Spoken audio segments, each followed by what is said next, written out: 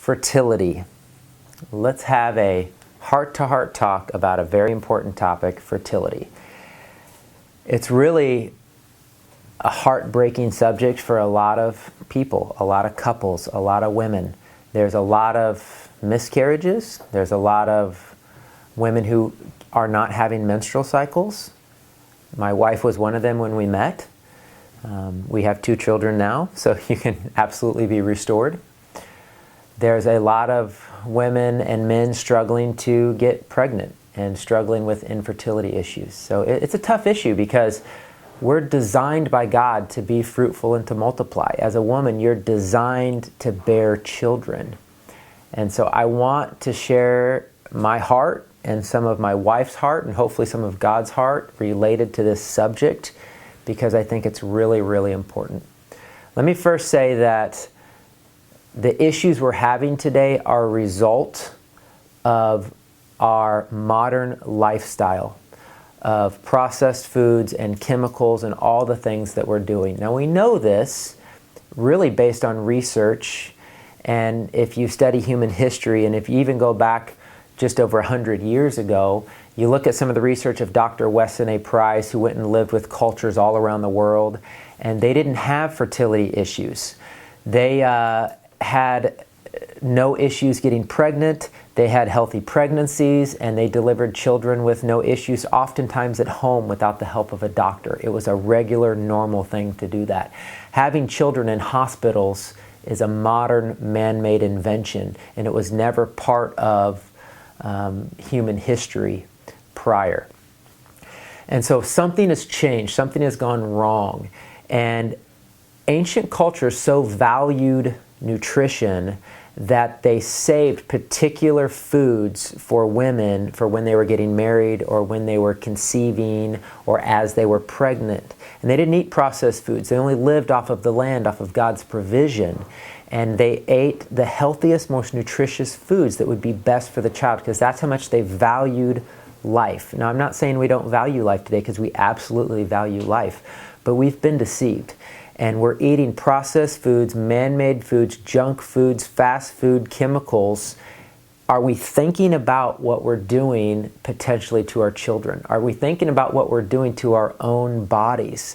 These bodies designed by God in His image, designed to bear children throughout the entire earth.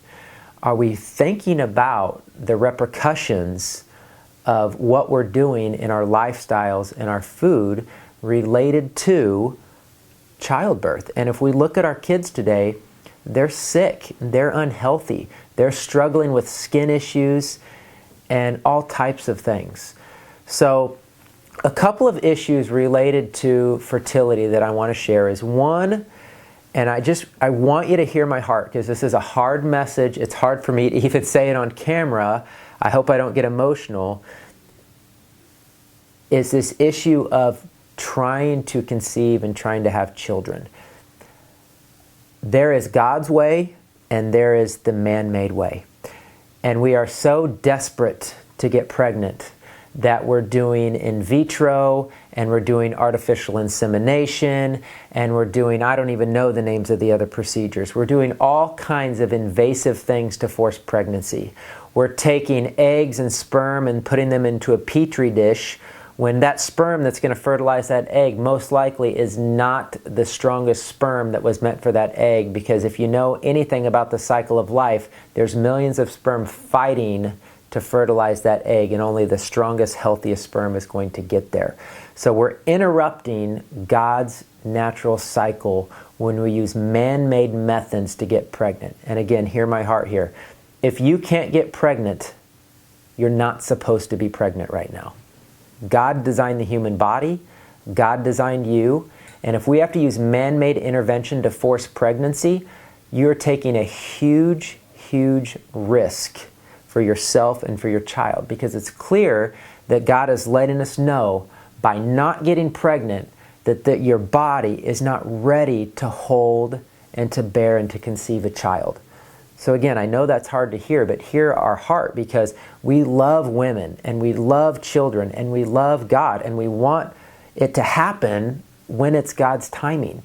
And sometimes God's timing is after you maybe experience some healing in your body. And again, our modern culture, our modern lifestyles, the foods we're eating are wrecking fertility.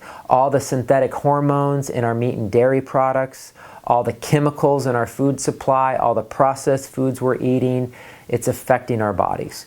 The main gland that's responsible for your fertility is the pituitary gland. It's the master gland of the body. It's what produces growth hormone and follicle stimulating hormone and luteinizing hormone and all these hormones related to pregnancy and fertility and childbirth, prolactin being another one. And there are things you can do to heal your pituitary gland. Your ovaries also are responsible for hormone production for fertility.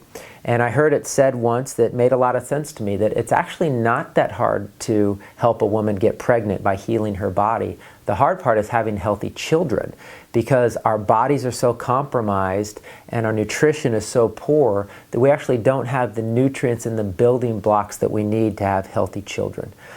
Related to the pituitary gland, you can actually see it in iridology. When you look at the eye close up, you can see the pituitary, and you can often see genetic weaknesses or problem in that gland. Now, that doesn't mean that you would never get pregnant. It means you might have to work harder to heal and strengthen your body, and specifically your pituitary gland, to get some healing. And there's all kinds of herbs that can help with that. And we'll do a video related to fertility and products and different herbs you can take.